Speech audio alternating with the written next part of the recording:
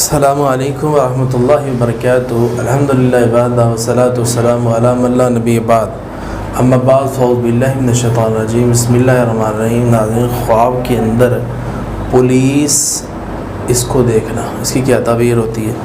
اگر تو پیچھے لگی ہوئی ہے کسی بندے کے تو پھر یہ ترقی کی طرف اشارہ ہے۔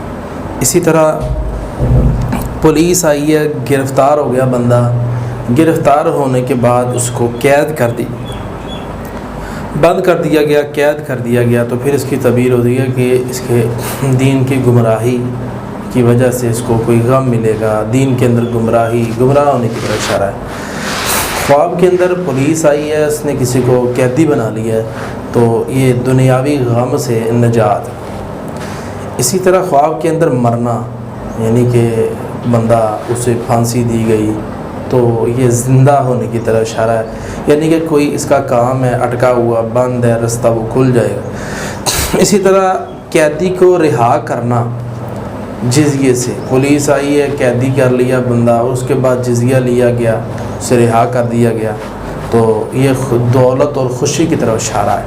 اس طرح خواب کے اندر انسان قتل کرتا ہے تو گناہ گاری کے اندر اس بندے کا نام پیدا ہو جائے گا اور حرام مال اس کے پاس آئے گا۔ اسی طرح خواب کے اندر پولیس آئی، گرفتار کیا، دونوں پارٹیاں آمنے سامنے آ گئی اور قاتل آ گیا، مقتول کے ورثاء آ گئے۔ اب جو قاتل ہے اس کو قتل کے بدلے قتل کیا گیا اور گورنمنٹ نے کروایا ہے، ایز اے عدالت کے ذریعے سے یہ سارا کام ہوا، تو پھانسی لگا ہے وہ بندہ کیونکہ اس نے قتل کیا تھا۔ قصاص اس کو کہتے ہیں کہ بدلہ لینا، قصاص ہو گیا۔ تو اب قصاص کے بعد اگر خواب میں انسان قصاص لے رہا ہے تو اس کی کیا تعبیر ہوتی ہے؟ دولت آئے گی اور مغفرت ہوگی۔